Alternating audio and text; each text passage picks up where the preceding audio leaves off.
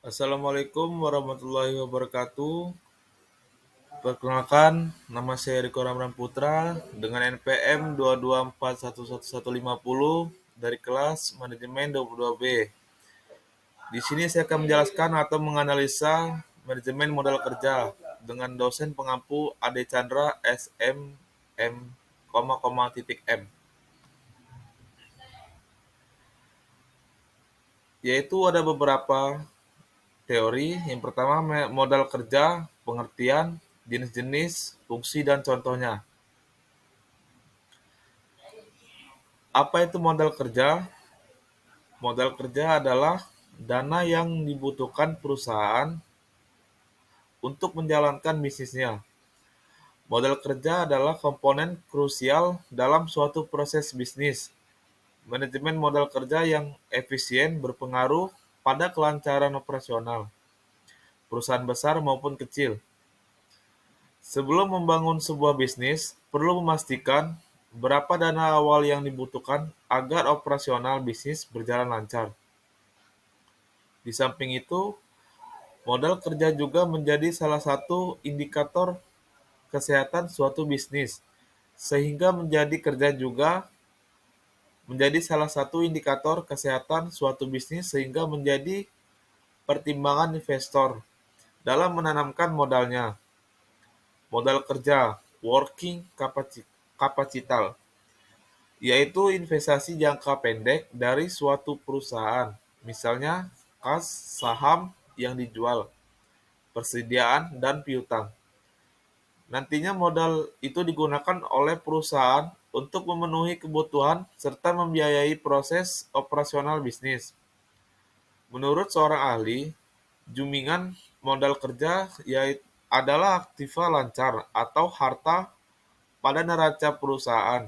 Sementara itu, modal kerja bersih dalam kurung networking capital adalah harta lancar atau aset dikurangi dengan hutang atau pasifa lancar. Selanjutnya, ada jenis-jenis modal kerja. Yang pertama, secara umum, beberapa jenis modal kerja dalam suatu perusahaan adalah sebagai berikut. Yang kedua, uang tunai atau kas, modal kerja paling liquid yang bisa dipergunakan untuk membiayai operasional bisnis secara langsung. Ketiga, persediaan. Barang atau bahan baku yang dimiliki oleh perusahaan yang nantinya diproduksi menjadi barang jadi. Yang keempat, piutang. Modal yang diterima oleh perusahaan dari pembayaran barang atau jasa yang belum dilunasi oleh pelanggan. Kelima, hutang usaha.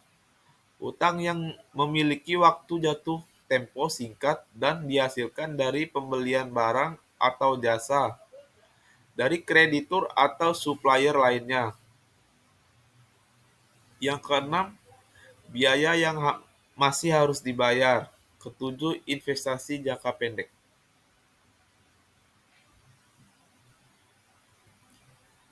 Lalu ada juga fungsi modal kerja, stabilitas keuangan dan modal yang mencakupi akan mendukung kelancaran dan efisiensi operasional suatu perusahaan. Semua kebutuhan dapat terpenuhi dan kewajiban dapat dibayar. Fungsi modal kerja bayar fungsi tepat waktu jika perusahaan memiliki modal kerja yang memadai. Jadi dalam suatu perusahaan, fungsi modal kerja yaitu sebagai berikut. Yang pertama, keberlangsungan perusahaan akan terjamin jika memiliki modal yang cukup, terutama saat terjadi krisis yang mengakibatkan penurunan nilai aset yang dapat diubah menjadi uang tunai. Kedua, memberikan layanan yang baik, lancar, dan cepat kepada pelanggan dengan dukungan modal yang mencukupi.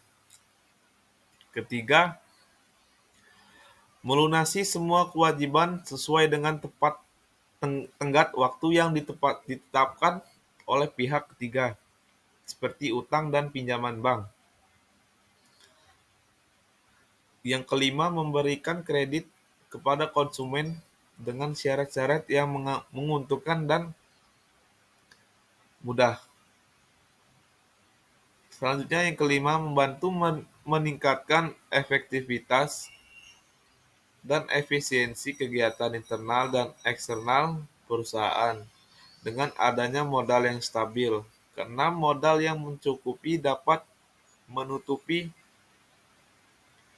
kerugian perusahaan tanpa mengganggu kondisi keuangan perusahaan secara keseluruhan. Yang ketujuh, perusahaan dapat memenuhi hak-hak pekerja terkait dengan gaji, tunjangan, dan asuransi persediaan barang keselamatan kerja. Dan yang terakhir, mempercepat pengumpulan piutang dari pelanggan.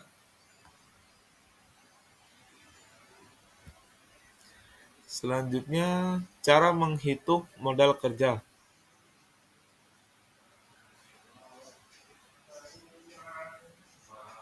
Modal kerja adalah komponen yang berperan penting dalam peningkatan kualitas produk suatu perusahaan. Perhitungan modal kerja bertujuan untuk mengetahui laba kotor utang perusahaan, hingga jumlah keuntungan atau laba bersih yang didapatkan perusahaan. Adapun beberapa cara yang digunakan untuk menghitung modal kerja dengan sebagai berikut. Perhitungan modal kerja kotor atau gross working capital. Perhitungan modal kerja gross dilakukan dengan menghitung jumlah aktiva lancar yang dimiliki oleh perusahaan.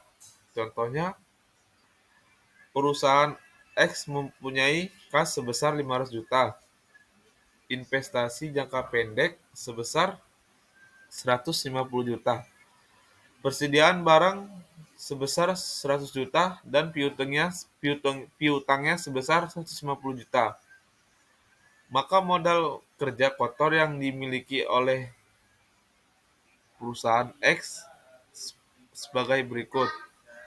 Modal kerja kotor sama dengan kas plus investasi jangka pendek plus persediaan barang tambah piutang. Modal kerja kotor 500 juta ditambah 150 juta ditambah 100 juta ditambah 150 juta. Modal kerja kotor 900 juta. Jadi modal kerja kotor atau gross working capital yang dimiliki oleh perusahaan X adalah sebesar 900 juta rupiah. Lalu perhitungan modal kerja bersih, net working capital. Perhitungan modal kerja bersih adalah dengan mengurangi total utang jangka pendek atau liabilitas lancar dengan jumlah aktiva lancar. Contohnya, perusahaan X yang sebelumnya mempunyai aktiva lancar sebesar 900 juta.